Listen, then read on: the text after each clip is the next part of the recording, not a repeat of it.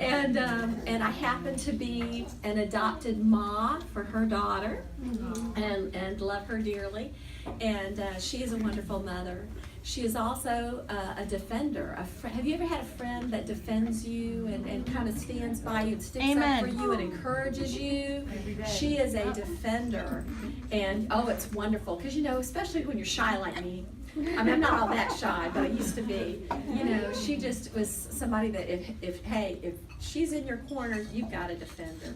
And she's a wonderful person. I love her dearly, and you are going to enjoy this because she's also a great speaker. Rebecca Centron.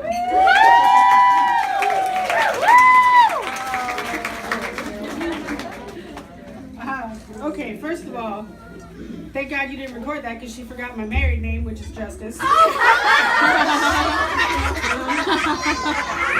James would absolutely Yeah, people are like, she's a Justice now. So I'm gonna. But it's because my family is representing today. I'm so excited. Okay, she says that I'm a great speaker, but the truth and the fact of the matter is that I'm a great speaker one-on-one. I've actually never done this, so it should be interesting. So I'm going to try and do the best, and I probably will cry, as will you. Of laughter, of what I don't know, but we'll figure it out together. How about that? Okay, so first things first, I want to thank Miss Debbie for allowing me to speak and calling me, and I'll get to that in a second. That was crazy. And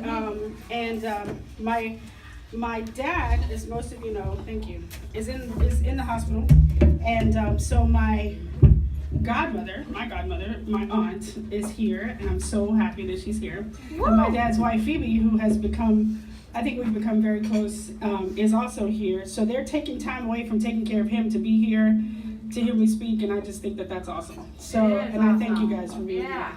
And so, so I'm going to try and do this as best as I can. And so believe it or not, I was super nervous about doing this, and I wrote mostly everything down, so if it looks like I'm reading, it's not rehearsed, it's just I wanted to not get off topic because my topic is focus, and if I got off topic, that would kind of be,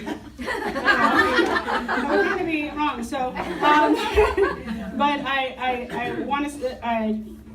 Sister Donna is a great and dear friend of mine, and I appreciate that you say that I'm a defender because someone like Sister Donna has taught me to, not be so forceful when it comes to, diplomacy is a beautiful thing. And as a pastor's wife, which I've been, it's something that I struggle with and learning, especially when I love someone and when I'm passionate. And so I appreciate the kind words, and you mean a whole lot to me. And so you are definitely Emma's adopted mom, but you are also an adopted mama of mine, so I appreciate that very much. And I said my godmother's here. I love her to pieces because my mom taught me everything I know about, growing up and doing the right things, but she taught me how to be a lady. She taught me how to close my legs when I'm sitting down. And she taught me how to always take a shower before you put a beautiful dress on. And to always wear deodorant, because what's the point of looking nice if you're going to stink? So, her words. And she also taught me that how important it was to wear a seatbelt.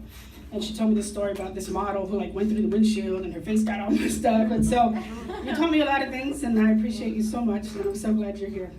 And my sister-in-laws are here. I'm so excited, and my awesome friends. So anyway, I'm gonna just get to it. I hope I don't sound too nervous. I am kind of nervous because most of you know that music has always been my thing. So I can go on stage, try and knock it out of the park, drop the mic, walk away, and I'm good, and I'm done. And I'm like, whoo. And then, of course, I criticize myself the whole time I'm sitting there afterwards. I'm like, I got to listen to the sermon. But then God started stirring my heart. I was feeling from the beginning of the year a call to more focus. Focus in my home, in my finances, my family. I'm just going to hold this because I'm more comfortable that way. If it's loud, let me know. And in my family, and most importantly, my walk with Him. I feel I felt then, and I still feel him expanding my vision of what my ministry is supposed to be. So now, here I am standing in front of you, without a song to sing, but the words that I feel that God has put in my heart.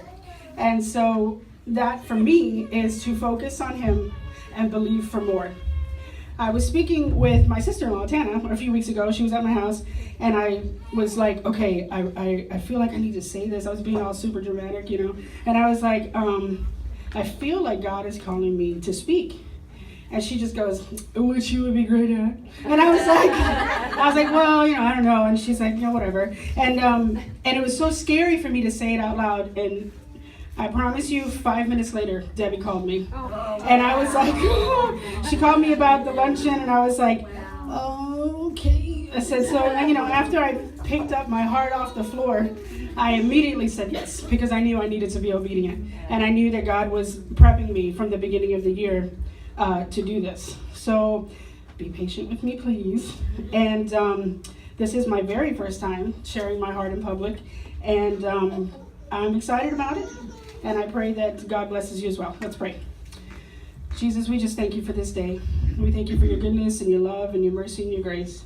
Thank you for every woman in this place right now. And I pray, Lord, that you would give them each a special blessing. There are many different experiences and emotions felt in this very room, surrounding this day and what it all means. So, Lord, you know them, each and every one. So I pray that you would take what you have laid on my heart, help me relay it, and that you would speak to each one of us individually as only you can. We pray this all in your precious name. Amen. Okay. My mother gave me a Bible. I don't know if a lot of you know, but my mother is deceased. She passed away when I was right before I turned 21. And it still hurts every day, but it gets easier. But she gave me a Bible for my 19th birthday. And in the front she wrote, love the Lord God with all your heart, all your soul, and with all your strength. Deuteronomy 6:5. And then she wrote in it, because I brought it with me, she said, Dear Becky, that's what I used to go by, before. Dear Becky, when you love the Lord first, all other things come together. Happy 19th birthday. God bless you. We love you very much. Mom and Dad. I'm going to pass this to you. Sorry. Thank you. That's okay. I do have scriptures. I just typed them out, so the Bible just wasn't for show. So I did say that.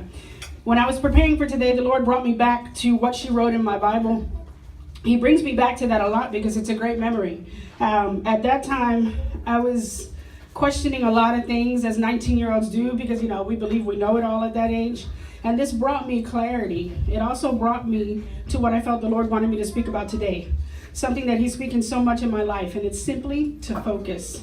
From being a pastor's kid and wife, I know there are many times when you have to balance what the Lord is putting on your heart and the theme of whatever particular event that you're at. And so this is my first time. I was like, okay, God, help me out. Bees, let's do this. And so Miss Debbie told me that it was being all you can be. And so I decided to literally study bees. And you would be surprised how much stuff is out there about bees. I can't even handle it. I was like, okay. And I could do like a 2-hour tutorial on bees, but I'll leave that to Bill Nye, the science guy. And I'll just highlight what I found really interesting. And there are 3 kinds of bees in a hive. There's the queen, there's the worker, and there's the drone. And the queen only lays eggs. That's all she does all day long. She lays about 1,500 eggs a day, and she communicates with her people, and I guess it's called pheromones, I don't know. So she does that. And then the workers, okay, all female. Sounds like regular life, right? So the worker bees are all female. They do all the work in the hive. These are all females, but there's no fight with the queen because they are infertile. So, and they're smaller. Like the queen is like, she's the big one, and so she's the only one that's fertile. Workers perform all the tasks. They perform inside the hive. They perform the cleaning, the feeding of the baby bees, taking care of the queen, packing the pollen, all that stuff.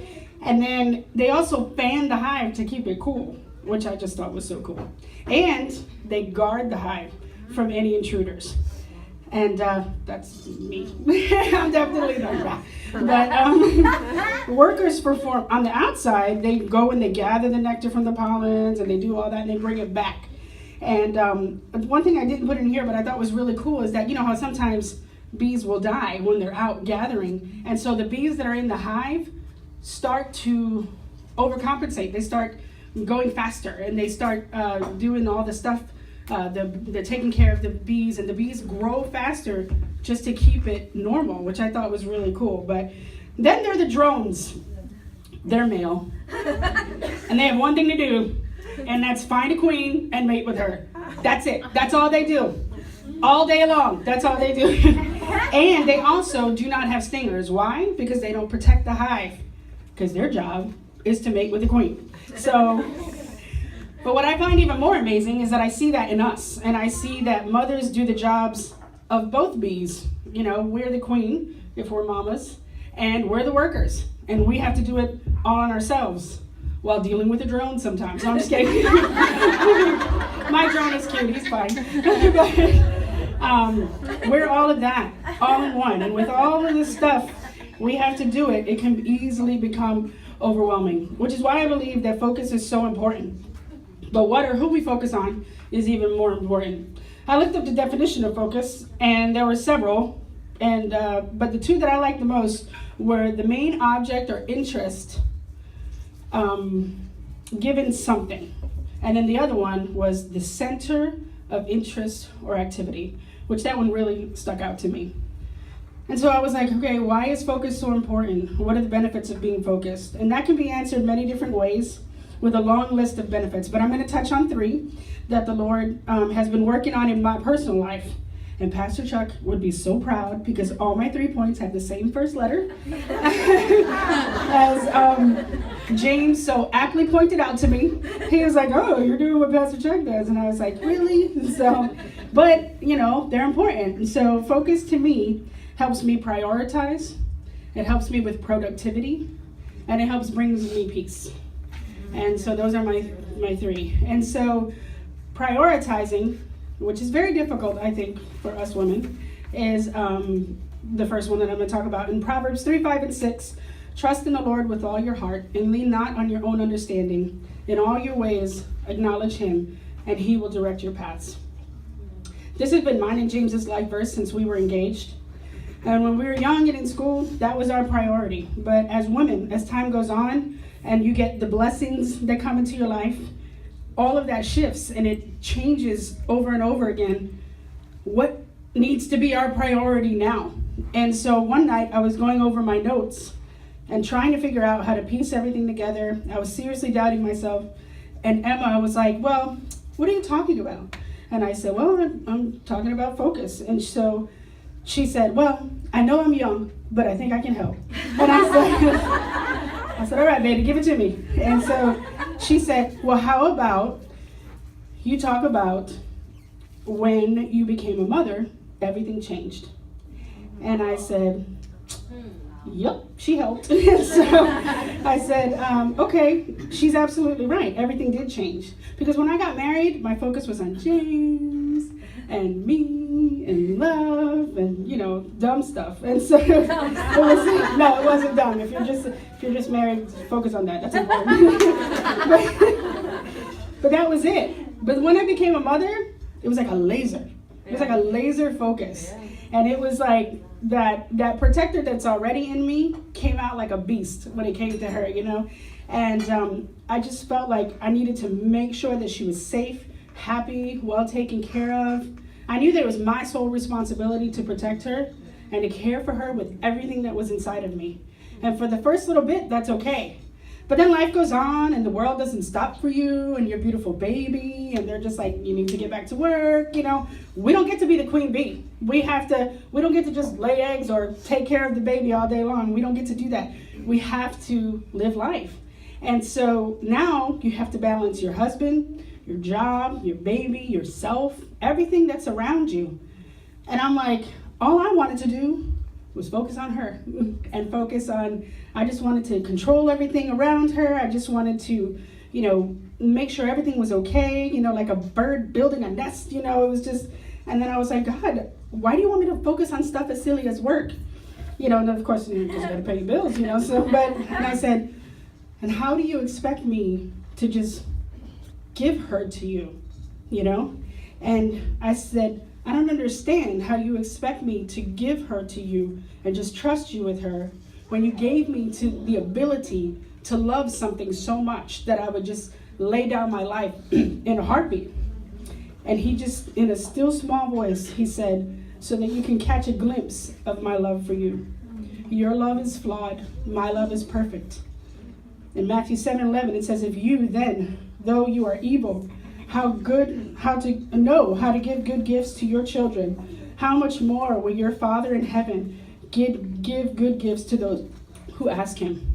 He said, if you focus on me, I will take care of her, you, James, and everything else in your life. I will help you put it in order. And because I'm God, I will bless you in the process. That's when he brought me back to Proverbs. And I was reading that life verse that we've always had.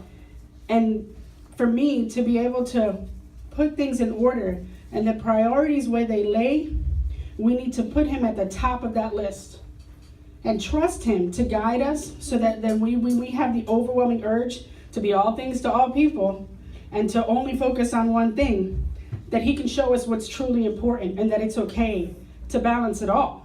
And that the only way that we can do that is to really focus on him. When we start to prioritize the little things in our life, he blesses us to tackle the bigger things. And so the next one I have is productivity. Definitely something that is hard for me. And I was like, okay, it's my first time talking. Everybody always talks about the, virtuous woman. I'm not going to talk about the virtuous woman. I'm going to be different. Well, God brought me to the virtuous woman. And so I was like, all right, God, you get this one. And so I was actually talking with my dad while he was in the hospital. And he was showing me, he was talking to me, and he said, I think you should talk about the virtuous woman. And I'm like, Dad, I'm not talking about the virtuous woman. And he said, well, there's some parts in there that you could touch on. So I said, okay. So productivity is hard for me because I have no problem putting my family first most of the time. I have no problem. I said, but I just like to sit and enjoy my family. I like to be with them and hang out. Like if everybody comes over and, the kitchen is a mess after we've all eaten dinner, I'm like, I'll get to that later. I just want to be in the middle with them, and I do that most of the time. But God's like, well, you still have to get things done in your house, and you still have to get things going. And I was like, okay, I don't know what to do or how to do that. And so I started to look at Proverbs 31 when I was talking to my dad. And I don't know about you, but every time I read Proverbs 31, two things come to my mind. First, I'm exhausted. I can't even. There's just no way. Secondly, there's no way I'm ever going to meet that goal, But I feel like that's not the message that God is trying to show us there. I think what he's trying, if we look at it and we read it, that we can see our strengths in some of the verses, right? And then we can see our weaknesses as well. But we all have a virtuous woman inside of us. And in verse 20,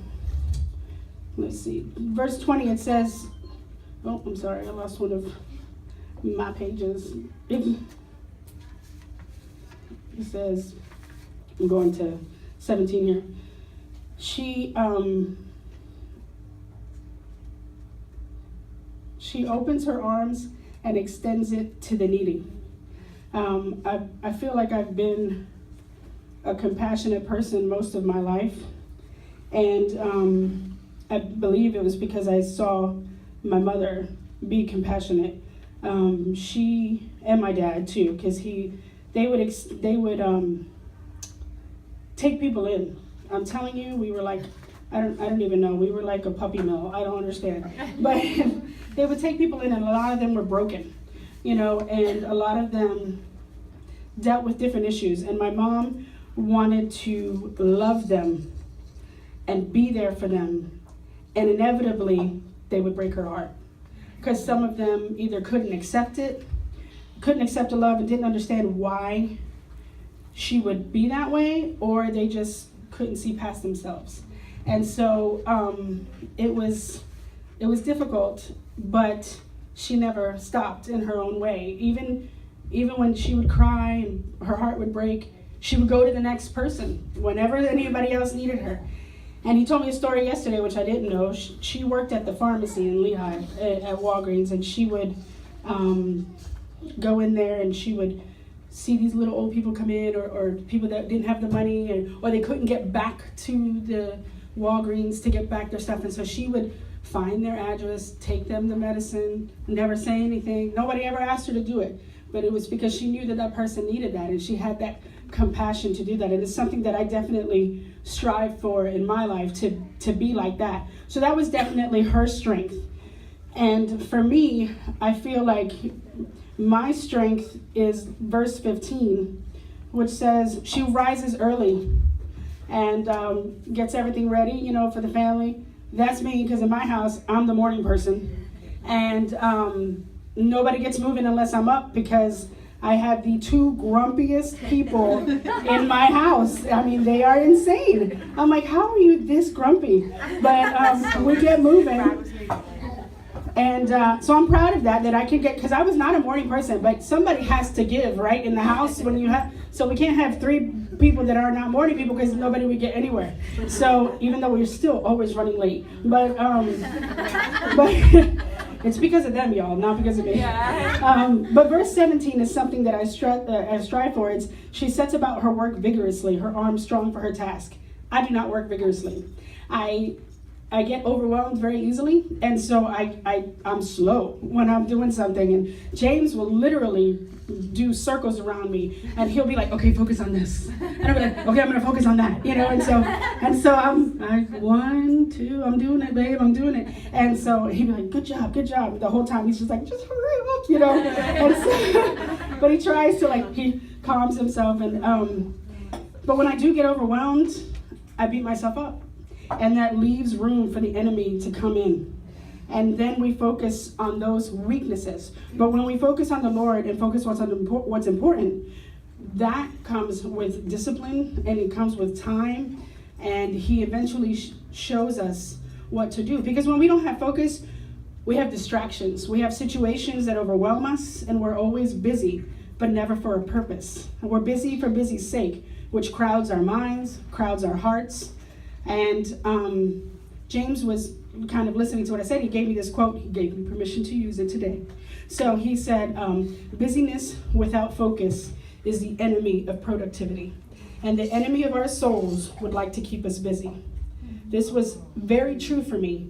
And so my very honest prayer to God was, I don't know how I'm going to get this all done, but I need you to help me focus on one thing at a time so that I can be productive. And so that was something that I really felt that he started to do in me and through me, and just learning to embrace who I am. And you know what? I'm not going to be the person. I'm not going to be the Martha. I'm not even going to be the Mary. I'm going to be the one bringing everybody in, socializing, welcoming everybody at the door. But you know what? There is someone else that can do that, and we can do that together. But if we focus on what our strengths are, and through the Lord, then he can help us with that. And so the last point I have is peace, and which is something that I strive for every single day. And as women, we strive for that. And I was looking up Matthew and Psalms 121, and I'll read bits and pieces of them. Peace is something that I believe that we all strive for, one in our lives. But we are mothers and daughters, and we're just women. And because of the way that we are built, we want to fix and control everything out of the love for our family. And when we can't, and something is out of our control, we worry. And this is a big one for me. But that is not God's plan for us. Worry is another way for the enemy to make us lose focus.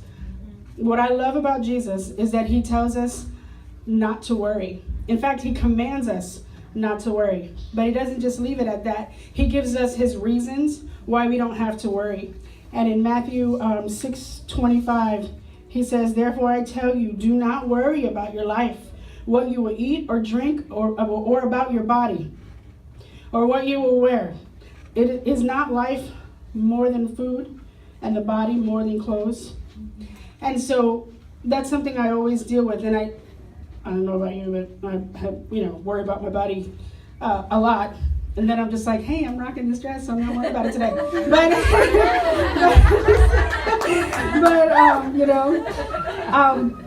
But it's like,